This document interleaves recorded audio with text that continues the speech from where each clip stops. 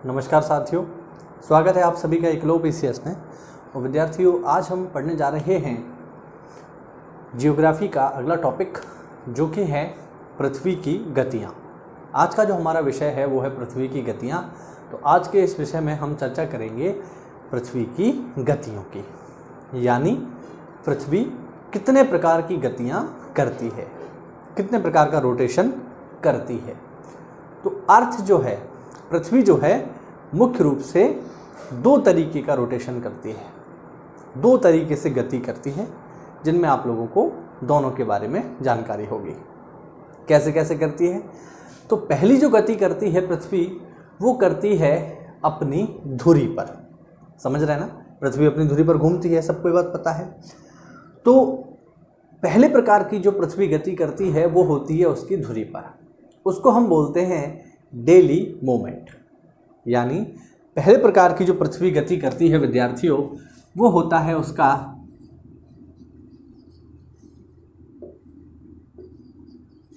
Daily movement. Daily movement को हम हिंदी में कह सकते हैं इसकी दैनिक गति। हम पृथ्वी की गतियों का अध्ययन कर रहे हैं और पहली गति है पृथ्वी की विद्यार्थियों उसकी दैनिक गति। दैनिक गति का अभिप्राय है वो गति जो पृथ्वी अपनी धुरी पर करती है, अपनी धुरी पर घूमती है, उस गति को कहा जाता है डेली मूवमेंट, दैनिक गति। या हिंदी में इसके लिए एक शब्द और प्रचलन में है जो थोड़ा सा कंफ्यूजिंग रहता है विद्यार्थियों के लिए। वो शब्द है विद्यार्थियों परिभ्रमण गति। ध्यान रखना,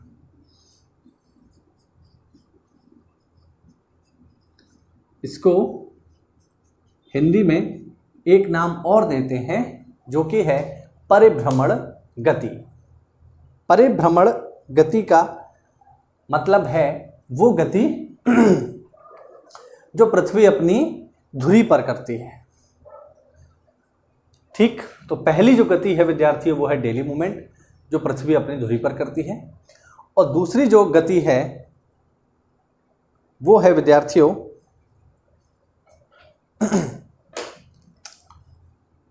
दूसरी जो गति है विद्यार्थियों पृथ्वी जो करती है वो करती है सूर्य के चारों ओर। समझ पा रहे हैं ना, बहुत ही बेसिक सा कॉन्सेप्ट है। पृथ्वी दो प्रकार की गतियां करती है। पहली तो अपनी धुरी पर कर रही है, आप डायग्राम में देख पा रहे हो, देखिए घूम रही है इस तरीके से, है ना, पश्चिम से पूर्व दिशा की ओर घूम रही है। और दूसरी पृथ्वी गति करती है विद्यार्थियों सूर्य के चारों ओर। इन्हीं दोनों गतियों का आज हमें अध्ययन करना है। दूसरी जो गति होती है इसे बोला जाता है रेवोल्यूशन।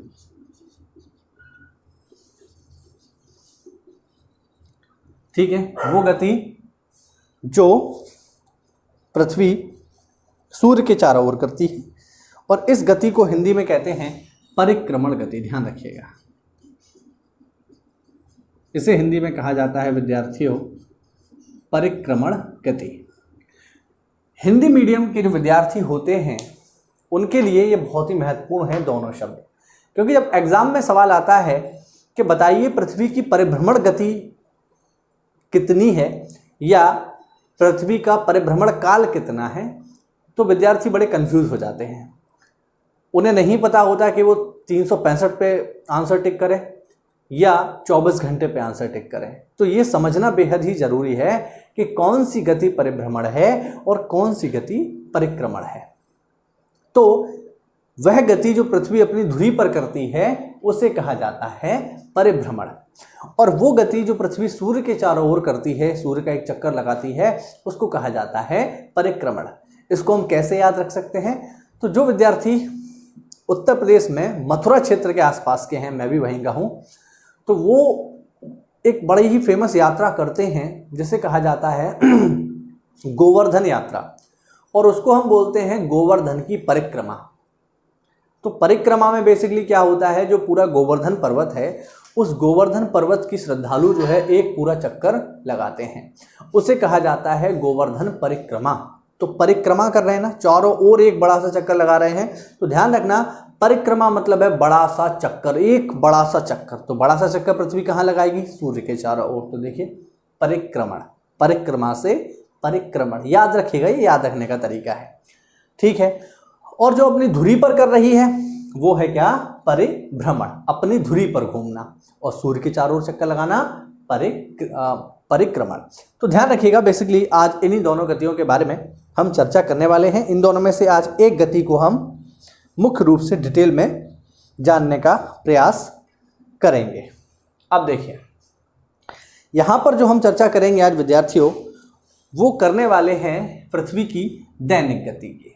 तो आज हम पृथ्वी के दैनिक गति की चर्चा करेंगे, यानी आज हम अर्थ का जो डेली मूवमेंट होता है उसको डिटेल में पढ़ेंगे कि वह क्या है और उसके क्या क्या प्रभाव होते हैं, इनको हम डिटेल में जानेंगे। तो विद्यार्थियों, अगर हम देखें तो पृथ्वी अपनी धुरी पर 23.5 डिग्री झुकी हुई है। जैसा कि आप देख पा रहे हो, पृथ्वी अपनी धुरी पर 23.5 डिग्री झुकी हुई है और 23.5 डिग्री झुके हुए ये पृथ्वी अपनी धुरी पर घूम रही है। ठीक है, अपनी धुरी पर ये पृथ्वी घूम रही है। घूम रही है तो किसी ना किसी रफ्तार से घूम रही होगी। जब कोई चीज़ घूम रही है या चलायमान है तो कुछ ना कुछ उसकी स्पीड भी रही होगी। तो विद्यार्थियों, अपनी धुरी पर ये घूम रही है, आप देख पा रहे होंगे 1670 किलोमीटर प्रति घंटे की रफ्तार से। यानी पृथ्वी अपनी धुरी पर 1670 प्रति घंटे की रफ्तार से घूम रही है। ये स्पीड बहुत ही ज़्यादा है। हम जब बाइक वगैरह चलाते हैं तो 80-90 पर जब बाइक चलती है तो हमें लगता है हम हवा में उड़ रहे हैं। कार में बैठे हो तो 100-120 पर जब कार जाती है तो हल्का सा हिलने लगती है। आप सोचिए, कहाँ 100 पर हमें लगता है हम बहुत तेज़ हैं और वहीं हमारी पृथ्वी 1670 किलोमीटर प्रति घंटे की रफ्तार से चल रही है अपनी धुरी पर। तो ये बहुत ही अजीब है। इतना ज़्यादा एनर्जी इसको कहाँ से मिल रही है? तो वहीं से मिल रही है जो इस अखिल ब्रह्मांड में ऊर्जा का स्रोत है, जिसे हम कहते हैं बिग बैंग। तो ये सारी की सारी ऊर्जा बिग बैंग के समय ही इन तत्वों को मिली हुई है। तो अपनी धुरी पर 1670 किलोमीटर प्रति घंटे की रफ्तार से हमारी पृथ्वी घूम रही है। अब यहाँ पर हम देखें कि किस दिशा की ओर घूम रही है। तो स्पष्ट है, आपको दिशा का ज्ञान हो गया होगा। इधर होता है विद्यार्थियों, इधर होता है वेस्ट यानी पश्चिम, और इधर होता है ईस्ट यानी पूर्व। पृथ्वी जो है अपनी धुरी पर पश्चिम से पूर्व दिशा की ओर घूम रही है। ध्यान रखना, वेस्ट टू ईस्ट। ध्यान रखिएगा, बहुत ही सिंपल सा सवाल है, छोटे मोटे एग्जाम में, वनडे एग्जाम्स में पूछ लेता है कि पृथ्वी अपनी धुरी पर कैसे घूम रही है। तो पृथ्वी अपनी धुरी पर पश्चिम दिशा से पूर्व दिशा की ओर गति कर रही है। किस रफ्तार से घूम रही है? तो 1670 किलोमीटर प्रति घंटे की रफ्तार से घूम रही है। ठीक, ये है इसके घूमने की गति। और इस गति से घूमते हुए विद्यार्थियों, ये अपना एक चक्कर अपनी धुरी पर घूम रही है। तो 1670 किलोमीटर प्रति घंटे की रफ्तार से घूमते हुए पृथ्वी अपनी धुरी पर एक चक्कर 23 घंटे 56 मिनट और तकरीबन 4 सेकंड में पूरा कर लेती है। यानी पृथ्वी अपनी धुरी पर एक चक्कर 23 घंटे 56 मिनट 4 सेकंड में पूरा कर लेती है। और इसी को हम राउंड फिगर करके बोल देते हैं कितना? 24 घंटे। ठीक है, हालांकि वो एग्जैक्ट 24 नहीं है, वो 24 से कम है। ठीक है, वो 24 घंटे से कम में ही अपना एक चक्कर पूरा कर लेती है। 23 घंटे 56 मिनट 4 सेकंड में ही पूरा कर लेती है। और इसको हम लमसम कह के 24 घंटे मान लेते हैं। तो पृथ्वी अपनी धुरी पर एक चक्कर 1670 किलोमीटर प्रति घंटे की रफ्तार से चलते हुए एक चक्कर 24 घंटे में पूरा कर लेती है। यानी एक पॉइंट जो है अर्थ का, मान लीजिए ये वो पॉइंट है, यहाँ से पृथ्वी ने चलना शुरू किया तो पूरा चक्कर लगाते हुए यहाँ से यहाँ तक आने में इसको तकरीबन 24 घंटे का समय लग जाता है। इसको हम कहते हैं पृथ्वी की दैनिक गति।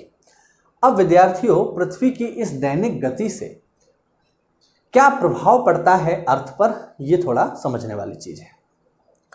तो 6th क्लास का सवाल होता है ये कि बताइए पृथ्वी की दैनिक गति के कारण पृथ्वी पर क्या प्रभाव पड़ता है, 6 या 7th क्लास का। और इसका जवाब बहुत ही सिंपल सा है। इसका जवाब है पृथ्वी की दैनिक गति के कारण पृथ्वी पर दिन और रात होते हैं।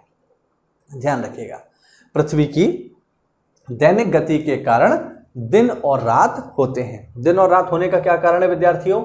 दिन और रात होने का कारण है पृथ्वी की दैनिक गति।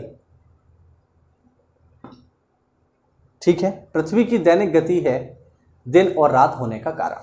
किस तरीके से होते हैं दिन और रात, तो इस डायग्राम में आपको बेहद ही आसानी से समझ में आ जाएगा। ये है सूर्य और ये है हमारी पृथ्वी, अपनी धुरी पर झुकी हुई है और 1670 किलोमीटर प्रति घंटे की रफ्तार से घूम रही है। अब जब ये घूमती है तो हमारी पृथ्वी का प्रत्येक हिस्सा कुछ समय के लिए सूर्य के सामने आता है और चक्कर लगाता हुआ वापस चला जाता है। तो पृथ्वी का वो हिस्सा जो सूर्य के सामने होता है, पृथ्वी का वह हिस्सा जो सूर्य के सामने होता है, वहां पर दिन हो जाता है। पृथ्वी का वह हिस्सा जो सूर्य के सामने होता है, वहां दिन हो जाता है।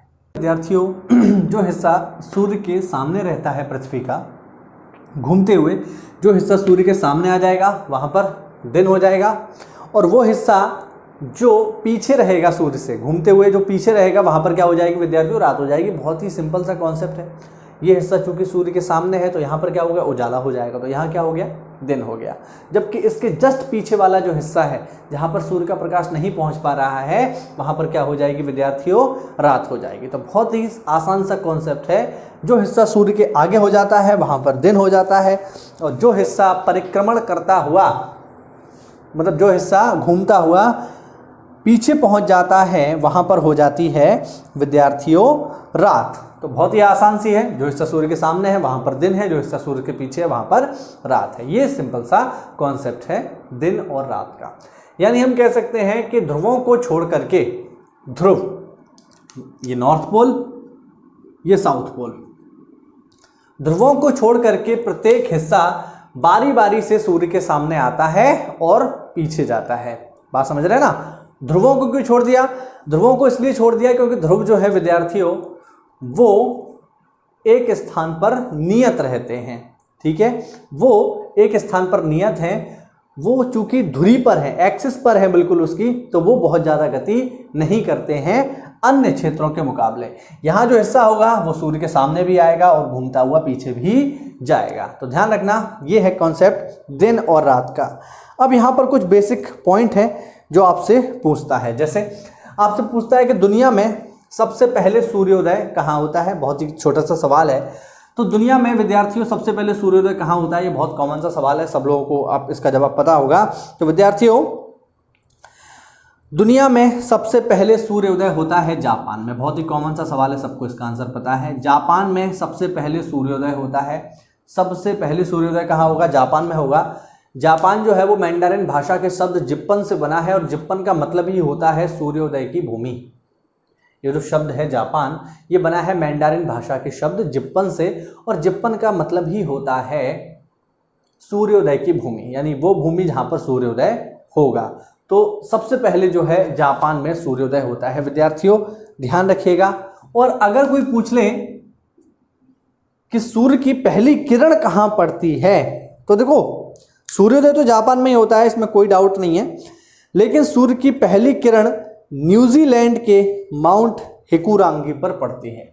ध्यान रखना, माउंट हिकुरांगी, न्यूजीलैंड। ध्यान रखिएगा, सूर्य की पहली किरण। ठीक, सूर्य की पहली किरण कहाँ पड़ती है विद्यार्थियों? माउंट हिकुरांगी पर, जबकि सूर्योदय सबसे पहले कहाँ होता है? जापान में। दोनों सवालों में हल्का सा अंतर है। अगर कभी पूछ ले कि दुनिया में सबसे पहले सूर्योदय कहाँ होता है, तो आप आसान सा जवाब देंगे इसका, जापान। लेकिन अगर कभी पूछ ले कि सूर्य की पहली किरण किस स्थान पर पड़ती है, तो फिर इसका जवाब जापान नहीं होगा विद्यार्थियों, फिर इसका जवाब होगा माउंट हिकुरांगी, जो कहां पर है? जो न्यूजीलैंड में है, और जिसकी ऊंचाई है विद्यार्थियों 5748 फीट। 5748 फीट ऊंचा है माउंट हिकुरांगी। इसलिए जापान में, मतलब इसीलिए न्यूजीलैंड में सबसे पहले सूर्य की किरण पड़ती है। तो ये तो हो गया सबसे पहले सूर्योदय। अब सबसे अंत में कहाँ होता है? सबसे पहले तो ये हो गया, सबसे अंत में कहाँ होगा? तो विद्यार्थियों सबसे अंत में सूर्योदय होता है समाओ तथा हवाई द्वीप पर। ध्यान रखना,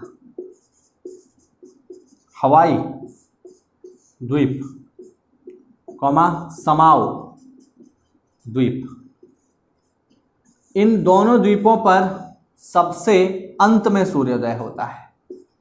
सबसे अंत में सूर्योदय।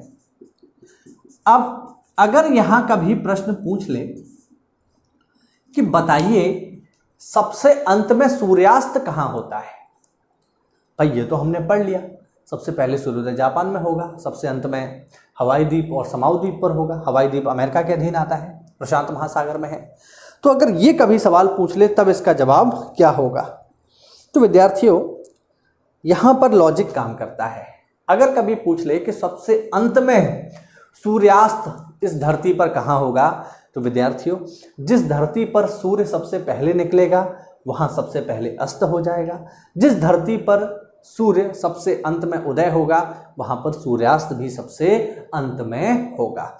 तो अगर कभी सवाल इस फॉर्म में आ जाए कि बताइए सबसे पहले सूर्यास्त इस धरती पर कहाँ होता है, तो कॉमन सेंस से आप इसको कर पाएंगे, जहां पर सूर्य पहले निकल रहा है वहां पर पहले अस्त भी हो जाएगा। तो सबसे पहले सूर्योदय होगा जापान में, यानी सबसे पहले सूर्यास्त भी जापान में ही होगा। और अगर कभी प्रश्न पूछ ले कि सबसे अंत में सूर्यास्त कहाँ होता है, तो जहां पर सबसे अंत में सूर्य निकल रहा है वहीं सबसे अंत में सूर्यास्त होगा, यानी हवाई और समाओ द्वीप पर ही। ध्यान रखेंगे, ठीक है ना। तो ये काफ़ी महत्वपूर्ण है, छोटी छोटी बातें हैं जो एग्जाम में आप लोगों से पूछता है। अब कुछ बेसिक पॉइंट्स और हैं, जैसे धरती पर सबसे बड़ा दिन और सबसे बड़ी रात। ठीक है, बहुत ही कॉमन से सवाल है, बहुत छोटे छोटे सवाल हैं। धरती पर सबसे बड़ा दिन और सबसे बड़ी रात कब होती है? तो विद्यार्थियों इस धरती पर सबसे बड़ा दिन होता है 21 जून को। ध्यान रखना, 21 जून सबसे बड़ा दिन। इस धरती पर सबसे बड़ा दिन कब होता है? 21 जून को होता है। कई बार मैंने क्लास में जब ये सवाल पूछा कि बताइए सबसे बड़ा दिन कब होता है, तो कुछ लोग बताने लगे 25 दिसंबर को होता है। उसी को तो कहते हैं बड़ा दिन। क्रिसमस से पहले आता है 25 दिसंबर, उसको हम कहते, मतलब क्रिसमस ही होता है, सॉरी क्रिसमस ही होता है 25 दिसंबर। तो क्रिसमस को ही हम लोग जो है सामान्य बोलचाल में क्या बोलते हैं कि आज तो बड़ा दिन है। तो विद्यार्थियों वो बड़ा दिन जो है वो महत्व के लिए बड़ा दिन है, क्योंकि उस दिन ईसा मसीह का जन्म हुआ था। जियोग्राफिकली वो बड़ा नहीं है। ऐसे तो जिस दिन आपका ज्वाइनिंग लेटर आपके हाथ में आएगा सरकारी नौकरी का, वो आपके लिए भी बड़ा दिन होगा, होगा नहीं होगा? जिस दिन आपकी शादी होगी वो भी आपके लिए बड़ा दिन होगा। तो क्या उसको भी हम घोषित कर दें कि ये सबसे बड़ा दिन है? ऐसा नहीं कर सकते। तो ध्यान रखना, सबसे बड़ा दिन जो है, क्योंकि बहुत कंफ्यूजन होता है। मैंने कई बार क्लास में सवाल पूछा कि बताइए सबसे बड़ा दिन कब होता है, तो कोई ना कोई बच्चा तो जवाब ये दे ही देता है, सर 25 दिसंबर को होता है बड़ा दिन, क्योंकि वो सुनते आ रहे हैं। तो ध्यान रखना उस बड़े दिन का, वो बड़ा दिन किस तरीके से है और ये बड़ा दिन किस तरीके से है। तो 21 जून को सबसे बड़ा दिन होता है, दिन की अवधि सबसे बड़ी होती है, ठीक है ना, 21 जून को। अच्छा कितनी होती है? तो ये होती है 13 घंटे 20 मिनट की। ध्यान रखना सबसे बड़ा दिन जो है 21 जून को ये होता है 13 घंटे 20 मिनट का। अब 13 घंटे 20 मिनट का जब दिन ही हो गया, तो टोटल 24 घंटे हैं। जब 13 घंटे 20 मिनट का दिन हो गया तो रात कितने घंटे की बची? 10 घंटे 40 मिनट। बात समझ रहे हैं? रात कितने घंटे की बची 21 जून को? भाई 21 जून को सबसे बड़ा दिन हो गया। बात समझ पा रहे हैं? तो रात कितने की बची भाई? 24 में से इसको घटा दीजिए 24 घंटे में से, तो रात यहां पर कितने की बची? 10 घंटे 40 मिनट। टोटल हो जाएंगे 24 घंटे। तो यहां पर एक तथ्य हम और क्या निकाल सकते हैं, वो ये कि 21 जून को होता है सबसे बड़ा दिन और 21 जून को ही होती है सबसे छोटी रात। ये कॉमन सेंस पर है। किताब में केवल आपको यही मिलेगा, 21 जून को सबसे बड़ा दिन होता है, ये नहीं मिलेगा, ये नहीं मिलेगा सबसे छोटी रात भी होती है। ये कॉमन सेंस है, तो कॉमन सेंस लगा करके आप इसका आंसर निकाल सकते हैं। 21 जून को सबसे बड़ा दिन होता है 13 घंटे 20 मिनट का, और जब दिन ही 13 घंटे 20 मिनट का हो गया तो रात हो जाएगी 10 घंटे 40 मिनट की। यानी 21 जून को सबसे बड़ा दिन है और 21 जून को ही सबसे छोटी रात है। ध्यान रखिएगा। अगर कभी एग्जामिनर ने पूछ लिया कि सबसे छोटी रात बताइए कब होती है, तो दिसंबर जवाब मत दे देना, जवाब 21 जून ही होगा, लेकिन थोड़ा सा अलग तरीके से सोचने के बाद आप इसका जवाब दे पाएंगे। चलिए आगे बढ़ते हैं। यहां पर अब हम देखते हैं कुछ और महत्वपूर्ण बातें इससे जुड़ी हुई। देखिए, तो सबसे बड़ा दिन हमने देख लिया 21 जून को। अब हम देखते हैं सबसे बड़ी रात। तो विद्यार्थियों, सबसे बड़ी रात कब होती है? सबसे बड़ी रात होती है विद्यार्थियों, सबसे बड़ी रात होती है विद्यार्थियों 21 दिसंबर को।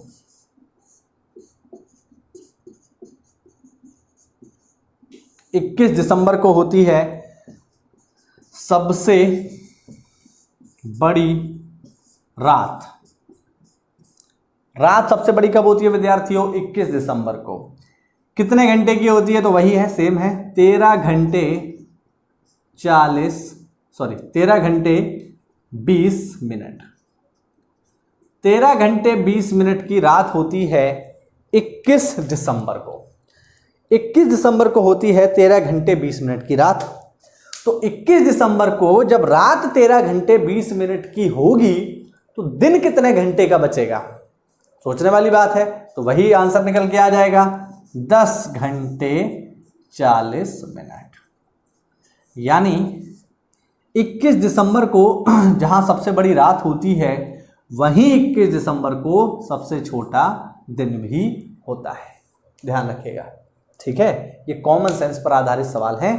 किताबों में केवल आपको ऊपर वाली राशि ही लिख के देता है कि 21 दिसंबर को सबसे बड़ा दिन होता है, मतलब 21 दिसंबर को सबसे बड़ी रात होती है, या 21 जून को सबसे बड़ा दिन होता है। उससे और क्या निष्कर्ष निकाले जा सकते हैं, ये विद्यार्थियों आपको सोचना होगा, ठीक है। यहां पर थोड़ा सा विश्लेषण करना पड़ेगा, तभी आप इस बात को सोच पाएंगे, ठीक। तो ये कुछ कॉमन से पॉइंट्स हैं इसके जो आपको पता होने चाहिए। अच्छा, अब बात चूंकि हम सूर्योदय और सूर्यास्त की कर रहे हैं, दिन और रात की कर रहे हैं, तो विद्यार्थियों आपने देखा होगा कि सूर्य जो है उदय होने से पहले ही, जैसे सूर्य अभी हम देखते हैं, आप सुबह कभी जल्दी उठेंगे तो आप देखोगे कि सूर्य उदय हुआ भी नहीं होगा, पूरी तरीके से आपको सूर्य उदय नहीं हुआ होगा, लेकिन उससे पहले ही रोशनी हो जाती है। बात समझ पा रहे हैं? यानी सूर्य निकला नहीं है लेकिन उससे पहले उजाला हो जाता है। हो जाता नहीं होता? आप लोग कभी टहलने गए होंगे, आपने देखा होगा। या हम शाम की ही बात कर लें, सूर्यास्त हो जाता है लेकिन फिर भी थोड़ा बहुत उजाला बचा रहता है, जिसे हम शाम कहते हैं। तो ऐसा क्यों होता है? तो इसका वैज्ञानिक कारण क्या है, ये आपको पता होना चाहिए कि आखिरकार सूर्योदय होने से पहले और सूर्यास्त होने के बाद भी उजाला बना रहता है। तो इसका रीजन क्या है?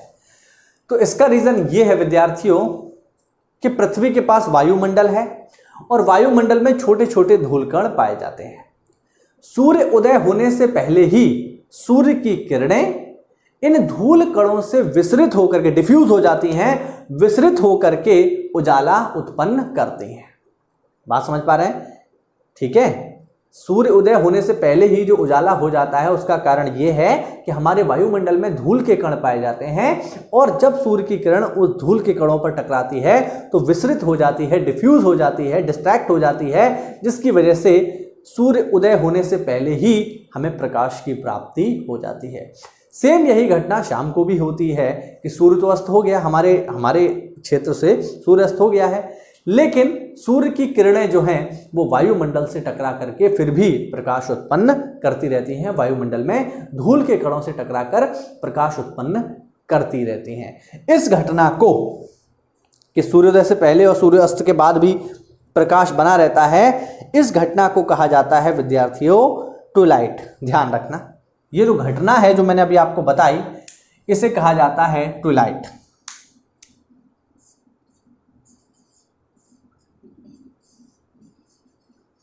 ठीक, ट्विलाइट। ट्विलाइट क्या है?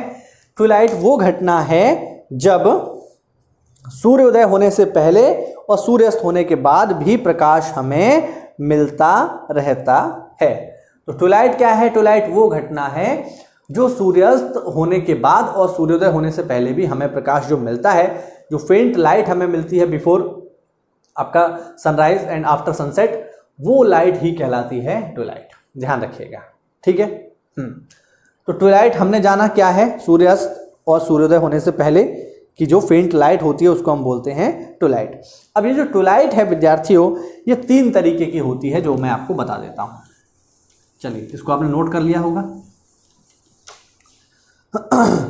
चलिए, तो ये जो मैंने आपको अभी समझाया कि ये जो ट्विलाइट होती है ये 3 तरीके की होती है, जरा इसको भी हम देख लेते हैं।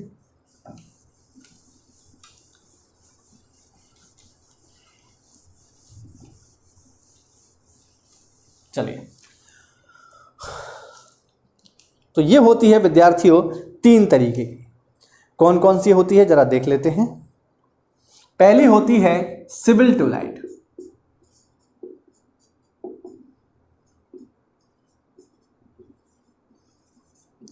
ये क्या है? तो विद्यार्थियों, सूर्योदय वाले स्थान से 6 डिग्री पहले स्थित स्थानों पर दिखने वाले प्रकाश को सिविल ट्विलाइट के नाम से जानते हैं। ध्यान दीजिएगा, बस थोड़ा समझने वाली चीज है। मान लीजिए सूर्यास्त इस पॉइंट से हो रहा है, यहां से ये सूर्य है और यहां से ये जो है सूर्योदय हो रहा है, इस स्थान से आपको दिख रहा है। तो यहां से तो बाकायदा सूर्योदय आपको दिखेगा ही, लेकिन सूर्य की जो लाइट होंगी वो इसके आगे वाले स्थानों पर भी पहुंच चुकी होगी। तो विद्यार्थियों, सूर्योदय वाले स्थान से आगे 6 डिग्री पर मौजूद स्थानों पर जो लाइट पहुंच जाती है उसे कहा जाता है सिविल ट्विलाइट। ठीक है, तो इसमें हम क्या लिखेंगे? इसमें हम लिखेंगे सूर्योदय वाले स्थानों से 6 डिग्री पहले स्थित स्थानों पर पहुंचने वाली लाइट। सूर्योदय लिख देता हूं यहां पर मैं, सूर्योदय वाले स्थान से 6 डिग्री पहले स्थित, ठीक, सूर्योदय वाले स्थान से 6 डिग्री पहले स्थित स्थानों पर दिखने वाला प्रकाश।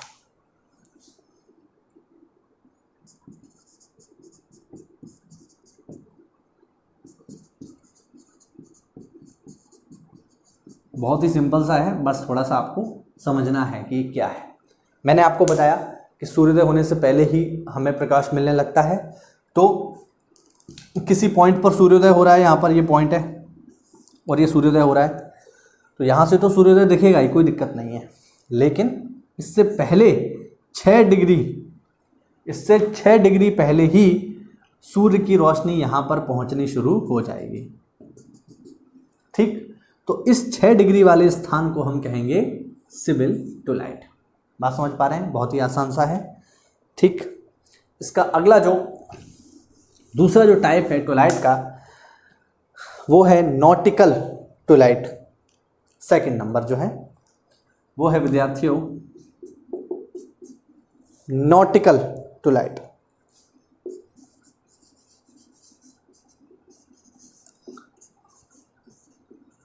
सेम कॉन्सेप्ट, लेकिन बदलेगा क्या? डिग्री। तो सिविल ट्विलाइट हमें दिख रहा था सूर्योदय वाले पॉइंट से 6 डिग्री पहले, वहीं पर नॉटिकल टू लाइट हमें दिखेगा सूर्योदय वाले पॉइंट से 12 डिग्री पहले, ठीक। और तीसरा होता है इसमें एस्ट्रोनॉमिकल टू लाइट, ये दिखता है सूर्योदय वाले पॉइंट से 18 डिग्री पहले।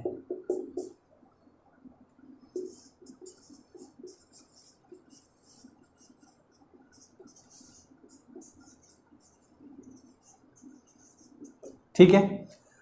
तीसरा है एस्ट्रोनॉमिकल टू लाइट, और एस्ट्रोनॉमिकल टू लाइट हमें दिखता है विद्यार्थियों सूर्योदय वाले पॉइंट से 18 डिग्री पहले।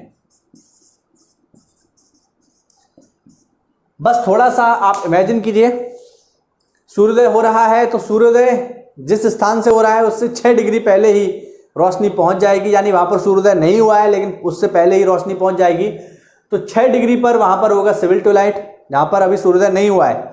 12 डिग्री पर होगा नॉटिकल टू लाइट, और 18 डिग्री पर होगा विद्यार्थियों एस्ट्रोनॉमिकल टू लाइट। ये एग्जाम में आप लोगों से पूछे जा सकते हैं कि सिविल टू लाइट सूर्योदय से कितने डिग्री पहले होता है, नॉटिकल टू लाइट सूर्योदय से कितने डिग्री पहले होता है, और एस्ट्रोनॉमिकल टू लाइट सूर्योदय से कितने डिग्री पहले होता है। ये आपसे एग्जाम में पूछे जा सकते हैं। तो विद्यार्थियों ये हमने पढ़ा दिन और रात के प्रभाव किस तरीके से जो है दिन और रात होते हैं। अब यहाँ पर कुछ छोटे से पॉइंट हैं जो मैं आपको बताना चाहता हूँ अर्थ के बारे में। जैसे एग्जाम में एक प्रश्न पूछा जाता है जो भी मैं आपसे डिस्कस करूंगा। वो प्रश्न क्या है? प्रश्न ये है विद्यार्थियों कि ये जो पृथ्वी है जो अपनी धुरी पर घूम रही है 1670 किलोमीटर प्रति घंटे की रफ्तार से, इसकी रफ्तार बढ़ रही है अथवा घट रही है? ये थोड़ा सा सोचने वाली चीज है।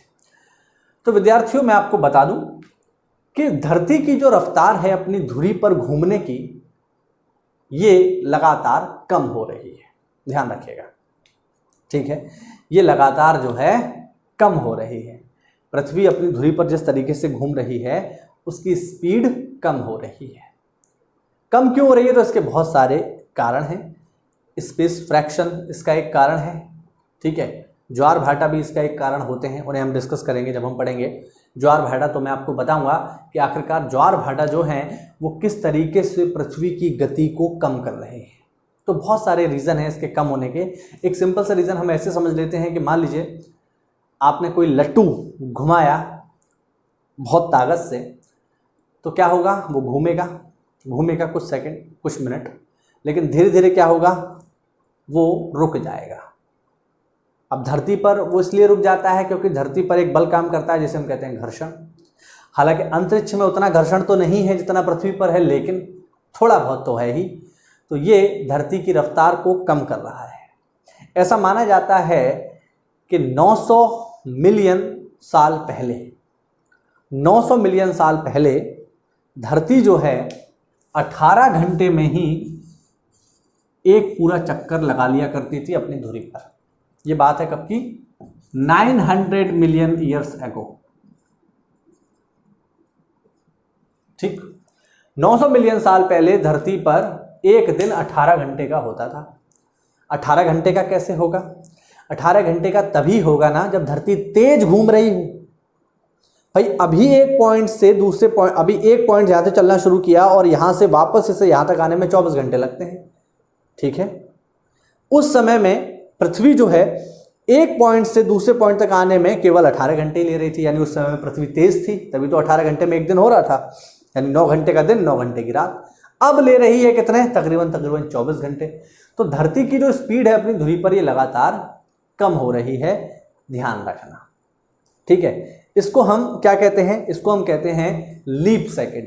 धरती की जो स्पीड लगातार कम हो रही है इसे लीप सेकंड में मापा जाता है। ध्यान रखिएगा, धरती की जो स्पीड कम हो रही है इसे हम किस में मापते हैं? लीप सेकंड में मीजर करते हैं। इसका जो मेजरमेंट होता है वो लीप सेकंड में होता है। विद्यार्थियों ध्यान रखिएगा, एग्जाम में पूछा जा सकता है कि धरती की जो रफ्तार कम हो रही है उसको मापते किस तरीके से हम? तो उसको मापने की जो इकाई है वो है विद्यार्थियों लीप सेकंड। अब ये तो हमने देखा कि लगातार जो है इसकी स्पीड धीरे हो रही है। तो जैसे जैसे इसकी स्पीड धीरे होगी वैसे वैसे दिन की अवधि बढ़ती जाएगी। आप इमेजिन कीजिए कि आने वाले समय में, जैसे अभी 24 घंटे ले रही है, आने वाले समय में 60 घंटे लेने लगे एक चक्कर लगाने में, तो बढ़िया 30 घंटे का दिन होगा, 30 घंटे की रात होगी। तो जो लोग ये कहते हैं कि मेरे पास समय नहीं है, उनकी समस्या सॉल्व हो जाएगी। एकदम बढ़िया जो है समय आपको ज़्यादा मिलेगा। और प्रति सेकंड अगर हम कहें तो प्रति सेकंड इसकी रफ्तार जो है कम हो रही है और ये धीरे धीरे स्लो होती जाएगी और एक स्थिति ऐसी भी आएगी जब ये रुक जाएगी। और जब रुक जाएगी तो जो हिस्सा सूर्य के सामने रुकेगा वहाँ हमेशा के लिए दिन हो जाएगा और जो हिस्सा सूर्य के पीछे रुकेगा वहाँ हमेशा के लिए रात हो जाएगी। यानी ये इलाका पूरी तरीके से गर्म और बंजर हो चुका होगा और ये इलाका पूरी तरह से बर्फ़ से ढक चुका होगा, यानी जीवन का अस्तित्व समाप्त हो जाएगा। अब एक यहाँ पर ट्रिक क्वेश्चन आपसे एग्जाम में पूछता ये है कि अगर हम पृथ्वी की रफ्तार को बढ़ा दें तब क्या होगा। एक ट्रिक क्वेश्चन है कि अगर पृथ्वी की जो रफ्तार है घूमने की, हम तो कह रहे हैं धीरे धीरे कम हो रही है, मान लो हमने इसको बढ़ा दिया तो क्या होगा। तो विद्यार्थियों, अगर हम पृथ्वी की रफ्तार को बढ़ा दें तो कितना बढ़ाने पर क्या प्रभाव पड़ेगा, अगर हम इसको समझें विद्यार्थियों। तो अगर हम पृथ्वी की रफ्तार बढ़ाते हैं तो क्या फ़र्क पड़ेगा। तो विद्यार्थियों, जैसे जैसे हम पृथ्वी की रफ्तार बढ़ाते जाएंगे, ध्यान से सुनिएगा, अभी 1670 है, हमने इसे 2000 कर दिया, फिर 3000 कर दिया, फिर 4000 कर दिया, फिर 10,000 कर दिया। तो जैसे जैसे हम पृथ्वी की रफ्तार को बढ़ाएंगे वैसे वैसे ग्रेविटी कम होती जाएगी। ध्यान रखिएगा, पृथ्वी की रफ्तार बढ़ाने पर ग्रेविटी जो है, यानी जो हमें धरती से बांधे हुए है जो बल, वो कम होता जाएगा पृथ्वी की रफ्तार बढ़ाने पर। और अगर हम पृथ्वी की रफ्तार इस रफ्तार से 17 गुना कर दें, अभी जो रफ्तार है 1670, इसको अगर हम 17 गुना कर दें तो हम सभी लोग तैरने लगेंगे हवा में, वेटलेस हो जाएंगे, वैसे ही जैसे अंतरिक्ष में होते हैं। तो ध्यान रखना, ठीक है। अगर पृथ्वी की वर्तमान रोटेशन स्पीड को बढ़ा करके 70 टाइम्स कर दिया जाए, ठीक है, तो क्या होगा। तो विद्यार्थियों, हम सब वेटलेस हो जाएंगे, हम सब लोग हवा में तैरने लगेंगे, यानी सब कुछ अंतरिक्ष की भांति हो जाएगा, ग्रेविटी 0 हो जाएगी अगर हम पृथ्वी के घूमने की रफ्तार को 17 गुना बढ़ा दें तो। ठीक, तो ये कुछ बेसिक पॉइंट थे धरती के घूर्णन से। इसमें हमने एक पॉइंट डिस्कस किया जो कि था डेली मूवमेंट ऑफ अर्थ, पृथ्वी की दैनिक गति। इसका अगला जो टॉपिक होगा वो होगा रेवोल्यूशन ऑफ अर्थ, यानी पृथ्वी की परिक्रमण गति। उसकी चर्चा करेंगे हम अगले लेक्चर में। वीडियो में अगर कुछ अच्छा लगा हो, कोई नई जानकारी मिली हो तो वीडियो को लाइक करें, चैनल को सब्सक्राइब करें। मिलते हैं अगली क्लास में, तब तक के लिए स्टे होम, स्टे सेफ। जय हिंद, जय भारत।